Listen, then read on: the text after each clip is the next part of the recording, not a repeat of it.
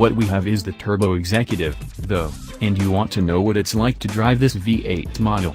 Who's asking? Obviously not someone who plans to use the Turbo Exec for its seeming intended purpose. The back seats are where it's at, and a variety of electric controls will motor your seat into a supine position if the acres of legroom alone aren't cosseting enough. Rear seat riders get their own color touchscreen that echoes the 12.0-inch unit up front and allows the backseaters to mess with the cabin temperature and the ride settings. Yes, the ride settings. Because the people in back are in charge and the person at the wheel is doing a job that everyone can see soon will be done by robots. Best of all, as in the previous gen Panamera, the rear seats fold, even in this, the most up-looks version of the car, for when it's time to toss in a mountain bike.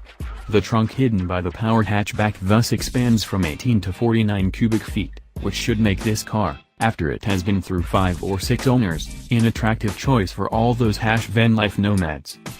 The V8, here barking through the optional sport exhaust, starts with a head-turning drum, and is stout enough to deliver 60 miles per hour in 3.2 seconds using the electronic launch control.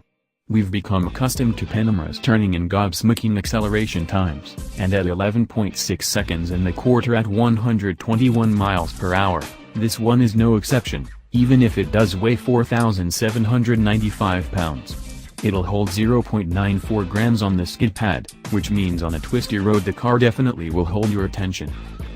Of all the airport limos on the market, this is the one you want to drive yourself, with highly honed steering, meticulous body control, and pummeling brakes via those gigantic 10-piston, 10 calipers up front.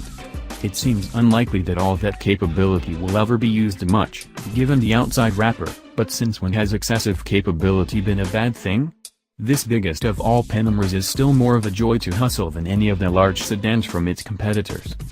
Well, actually, if perfect driving harmony is desired, perhaps consider the lesser non-hybrid engine choices available in this model, a 330 horsepower turbo V6 and a 440 horsepower twin-turbo V6. The V8 and the turbo loiters at slow speeds happily enough, and it's murderously fast with your foot down, but the throttle and shift maps are such that it's hard to get anything else from it.